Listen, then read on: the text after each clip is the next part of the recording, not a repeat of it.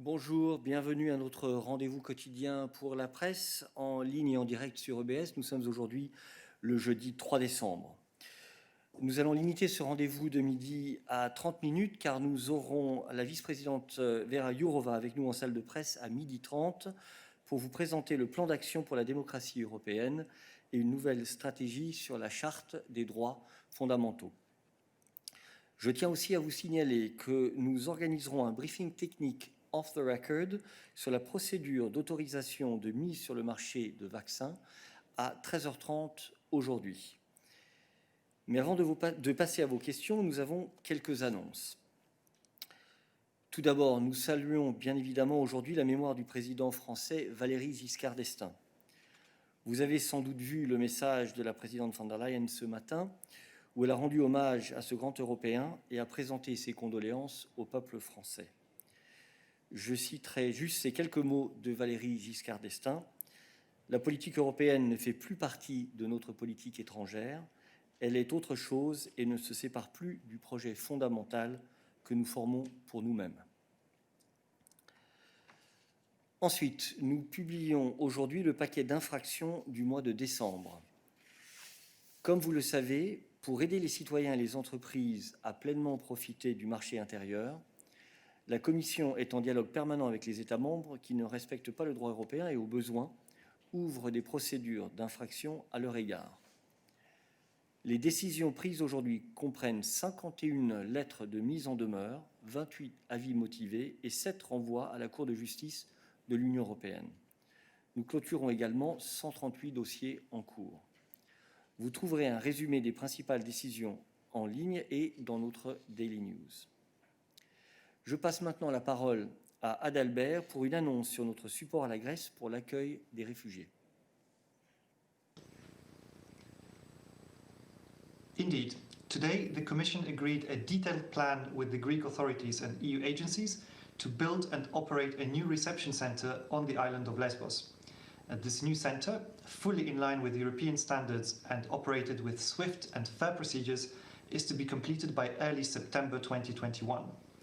The plan sets out the respective responsibilities and areas of cooperation, which include the development and construction of the centre, improved management of arrivals, seamless asylum and return procedures and integration measures, reception conditions in line with EU law, and adequate staff training, capacity and planning.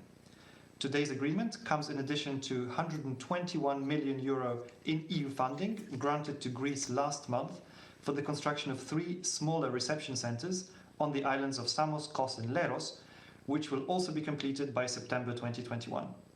More information is available online, including also in Greek.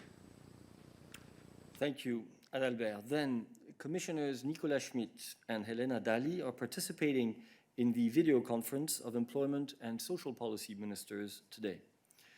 During the morning session, participants will exchange views on working conditions and social protection in the platform economy and the recent Commission proposal for a directive on adequate minimum wages. The press conference on social affairs with Commissioner Schmit will take place at 1 p.m. And in the afternoon session, participants will discuss the follow-up to the gender equality strategy presented in March. A press conference on gender equality with Commissioner Dalli will take place at 5:15 p.m. And with this, we can move to your questions. HANS-UWE, you have the floor. Thank you, Eric. Good afternoon. I have a question concerning yesterday's joint EU-US agenda and the proposal. And the question is doublefold. And as I understand, the declaration will go to the Foreign Affairs Council on Monday and then to the summit on Thursday, Friday. Is that correct, my understanding? And the second question is, these days, NATO section has also talked about a NATO summit concerning his agenda of NATO 2030. And I wonder whether there is a common approach since I can imagine two distinct two separate summits. Yes, they must be separate. So please understand me correctly. Two summits in Brussels for a new American president in times when we are still under Corona conditions may be a challenge. So, is there are there already some ideas of synchronization or of timing and so on and so forth? I just wonder, and I just want to know in order to understand the procedure. Thank you. Thank you. Let me pass the floor to Peter on the process related to the communication and on your second question on the summits. Peter. Thank you. Good afternoon. I would basically only refer to the words of High Representative yesterday at the presentation, where he outlined actually the procedure, what happens now with this new joint communication on the EU-US agenda for this global agenda.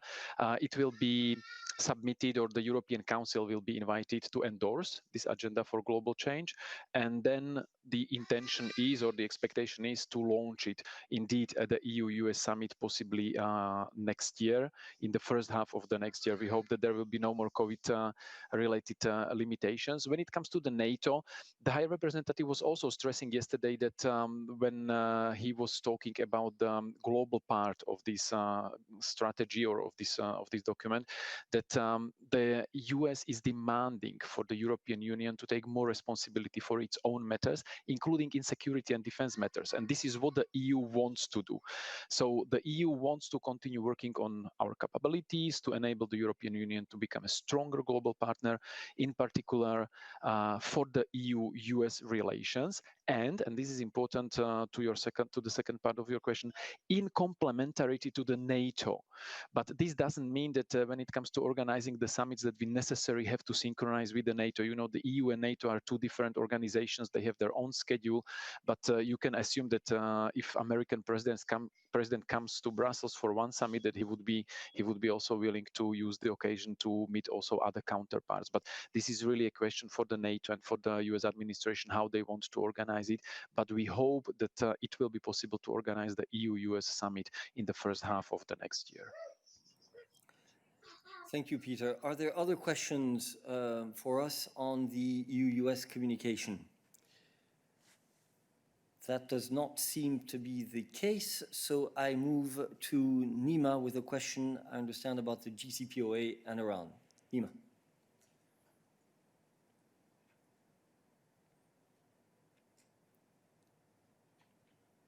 You need to press speak, which you seem to have, it seems, but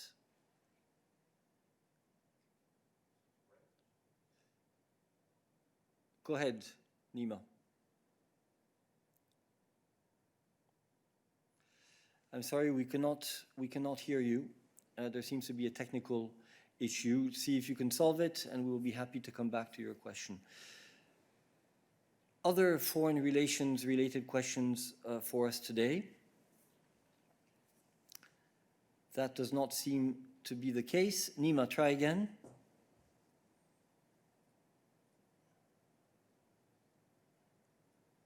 No, we cannot hear you, I'm sorry.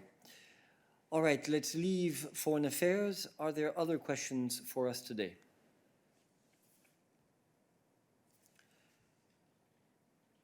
TOMASZ, I believe you have a question. Well, I have the question on infringement procedures regarding the Polish judiciary system.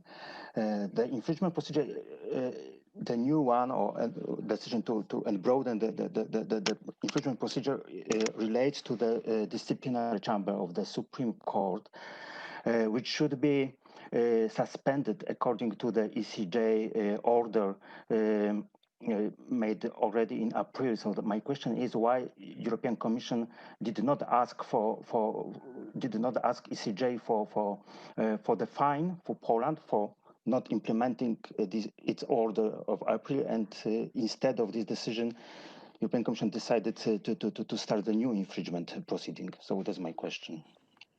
Christian. Yes, thank you, Tomasz, for the question. Well, yeah, as you have seen, today the Commission is sending an additional letter of formal notice to Poland regarding the continued functioning of the disciplinary chamber of the Supreme Court. And this is actually a new step in the ongoing infringement procedure that the Commission started in April 2020 regarding the legislative changes affecting the judiciary. Let's maybe take a step back so we understand better how these things play together. So there are currently two infringement procedures ongoing against Poland.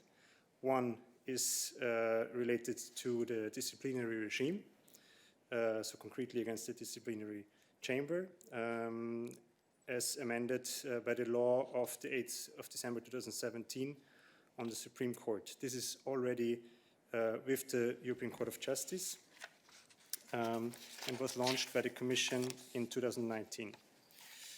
This is also the case where we have asked for interim measures.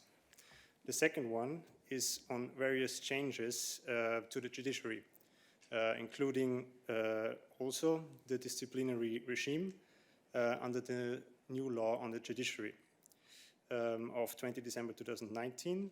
On this one, the Commission launched an infringement in April 2020, so earlier this year.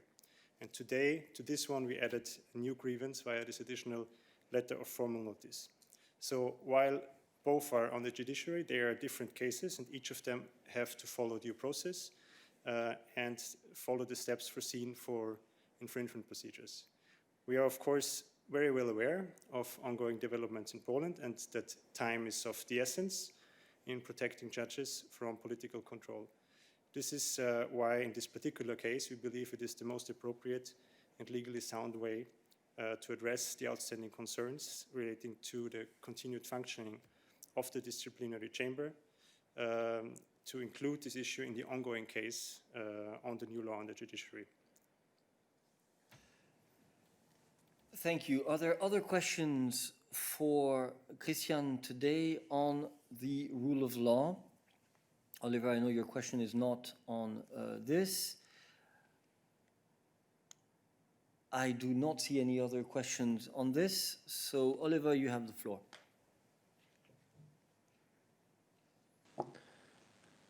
Hello. Hi. Hi. Yes, my question is on the new recommendations to the member states you published yesterday concerning how they should deal with the COVID pandemic during the Christmas holidays. Are you aware of growing discontent amongst the Commission's own staff about specifically the recommendations you give concerning school closures? Because what several Commission officials who contacted me yesterday complain about is the fact that what you suggest concerning schools and traveling runs exactly counter to what the Belgian government and the authorities of Brussels and Wallonia and so forth suggest, which is keep schools open as much as possible, enable schooling in the schools actually, and not through telelearning and so forth as much as possible, whereas the European schools are going to be closed for 1 month.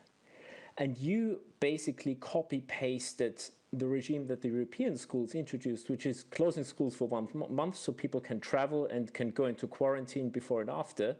You copy-pasted that into your recommendations for all of Europe. And actually, these European Commission officials who contact me say there's actually very little interest amongst your own staff to travel because they know it's not a really good time now to do this. And so they're very surprised and also a bit miffed at your recommendations and are looking for explanations for that. Do you take all this into account? Thank you.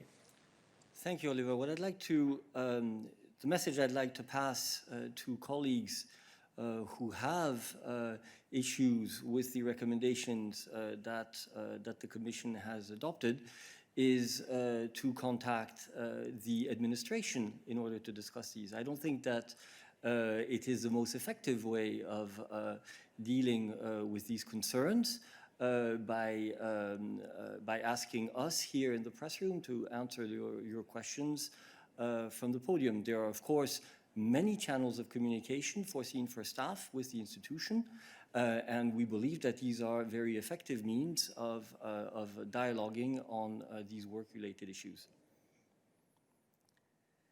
Thank you. Follow-up, Oliver.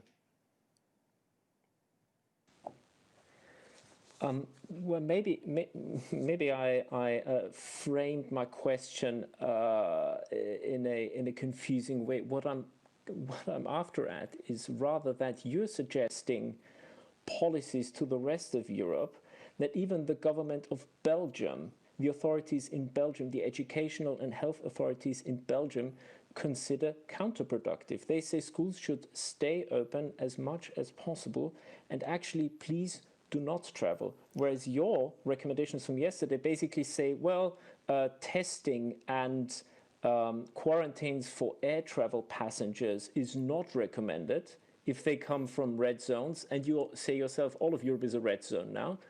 So you say traveling does not raise an additional risk, and air travel should not be, submitted to a testing and quarantine regime, which is actually happening all over Europe. What's the purpose of these recommendations if they actually describe a reality that doesn't exist politically in Europe and socially? Thank you.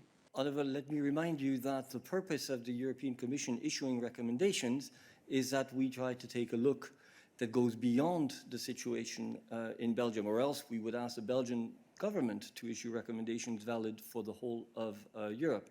On the basis on which we adapt our recommendations, I'm very happy to give the floor to Stéphane.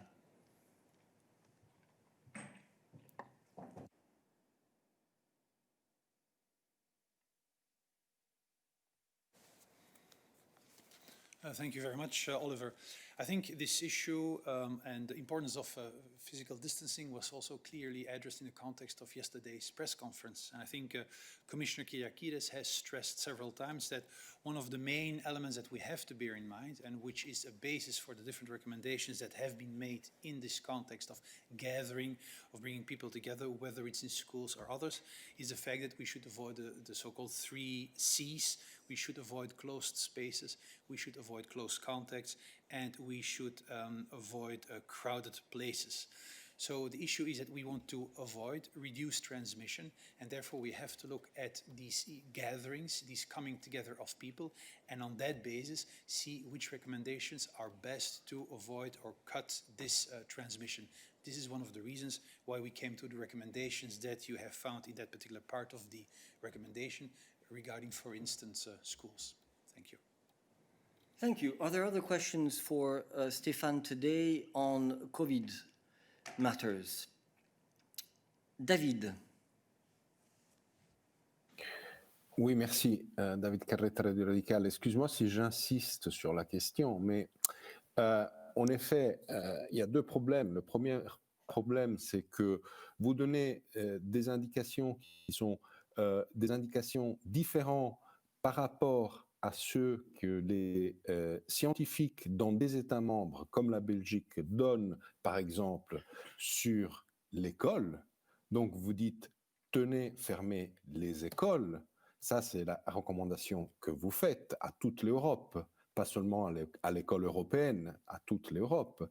Comment expliquez-vous cette différence par rapport à ce que vous faites, ce que vous recommandez et ce que les scientifiques dans des États membres recommandent à leur pays de faire? Et deuxième question, c'est plutôt politique. Encore une fois, on a des États membres, je veux dire, vous faites des grandes recommandations chaque fois, mais les États membres ne suivent pas. Donc, quelle est l'utilité de l'exercice? Merci. Sur le deuxième point, j'aimerais te rappeler que nous faisons des recommandations parce que ce sont les prérogatives de l'Union européenne. Et il me semble que vous-même, les médias, à juste titre, vous intéressez fortement à nos recommandations. Et la meilleure preuve, c'est que vous nous posez des questions sur ce sujet régulièrement et que hier, vous vouliez savoir à quel moment nous allions présenter les recommandations. Donc je pense qu'il faut aussi de la cohérence des 2 côtés. Ces recommandations sont demandées par le Conseil. Nous exécutons, nous effectuons un travail avec nos scientifiques, avec nos experts pour fournir des recommandations. Mais bien entendu, nous sommes dans une Union européenne où, comme tu le sais très bien, David, notre pouvoir, c'est de faire des recommandations. Et ensuite, nous essayons de travailler avec les États membres pour que celles-ci soient appliquées. C'est le contexte institutionnel dans lequel nous travaillons. Je repasse la parole à Stéphane sur l'autre question. Oui, en ce qui concerne l'école, je voudrais encore souligner ce que le ECDC a indiqué, et c'est un élément qui a été stressé à plusieurs reprises par la Commission aussi. Il faut faire attention avec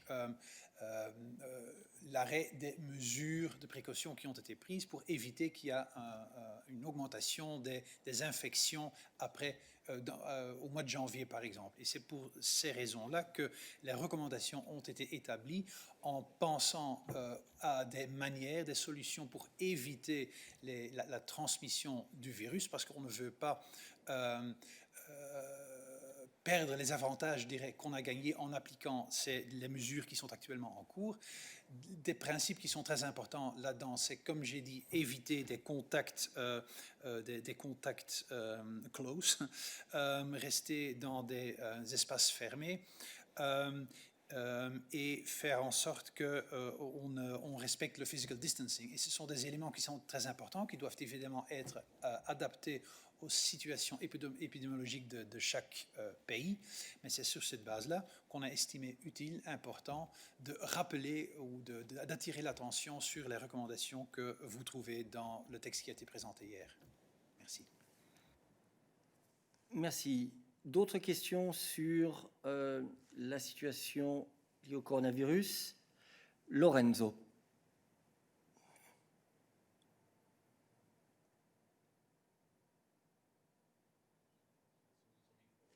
Your mic source. Ta source de micro semble ne pas être correcte. Nous restons sur la situation en matière de santé. Je passe la parole à Syrah.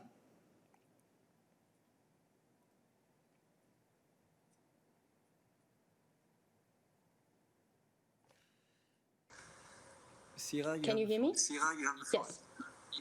Yes, we can see your desktop. Go ahead. Go ahead. So a British government minister has said this morning that the UK has managed to approve the Pfizer vaccine before the EU because, and I quote, "We've got the very best people in the country and we've obviously got the best medical regulators." So my question is, how does the Commission react to the claim that the UK's medical regulators are superior? Thank you.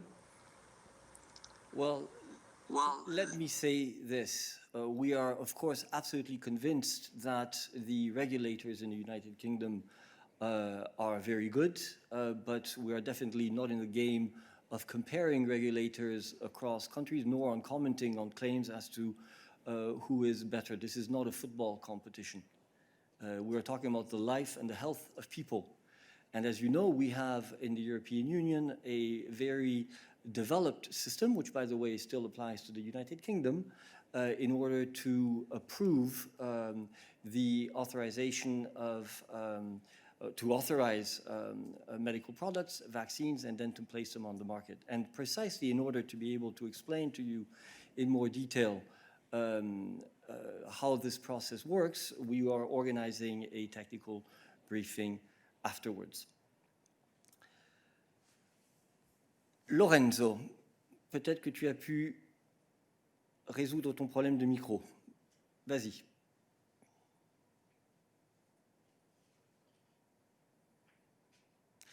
Ça ne semble pas être le cas. Athanasios, a health-related question.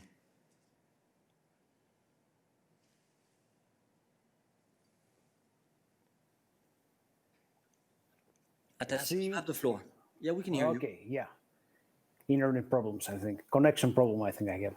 Okay, now I can see you and I can hear you. Very good.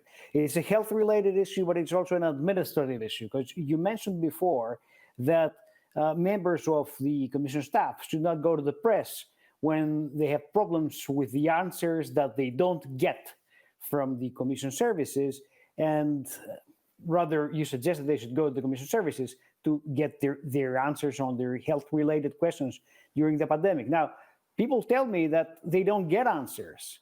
People tell me that they have to wait for for substantial periods of time before receiving such answers that they have to use in order to control their life, in essence. And schools and all the related administrative things are part of this. So since big part of our audience is also those who work in the Commission and other European institutions and their services, I find it a little bit odd, but as a suggestion from your side. But anyway, is it true that during the pandemic, the waiting time for your staff to receive answers to health-related and pandemic-related issues has substantially increased? And what measures are you taking to decrease this waiting time? Thank you. I have absolutely no basis on which to confirm your claim that waiting times have increased, and therefore I'm not in a position to answer your question. There is a tremendous amount of communication that is taking place within the Commission to inform staff of all the health and work-related issues that have been created by the pandemic.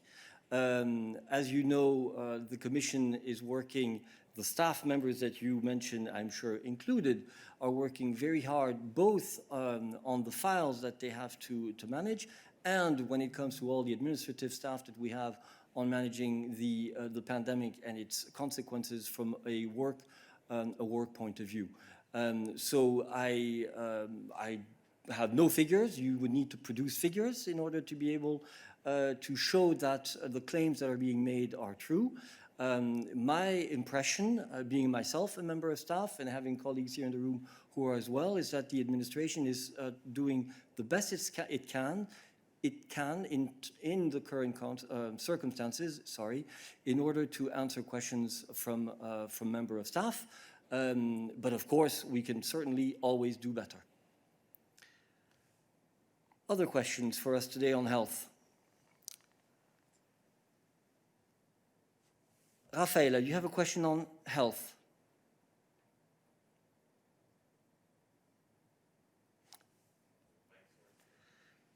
You also have a problem with your mic source today, I'm sorry. No, yes, now you're connected. Go ahead. Yes. Okay, thank you so much. Yes, I have a question on health for Peter. For Stefan, sorry. And my question refers to a press release by hemp producers, especially from Austria, saying that I will cite, the cannabis sector sees a Christmas wish come true, as the Commission will stick to the current state to qualify CBD cannabidiol as food. We know that the Commission strongly considered to qualify it as a narcotic. So, Stefan, could you just tell us what changed your mind? Was the ruling of the European Court of Justice or the latest decision by the WHO? Thank you. Thank you very much, Rafaela. On this CBT or the cannabidiol case, we have taken into account the comments, obviously, of the different applicants. We have, of course, also taken into account the very recent decision of the European Court of Justice. And on that basis, the Commission has reviewed its preliminary assessment and concluded that cannabidiol should not be considered as drug within the meaning of the United Nations Convention you refer to. This means that cannabidiol can indeed be qualified as food. The Commission services are now contacting the different applicants to let them know that we are resuming our verification of the validity of the applications that they have introduced. Thank you. Thank you very much. With that, we are finalizing our midday for today, and we will leave the floor in a few minutes to Vice President Vera Jourova. Thank you very much for your attention.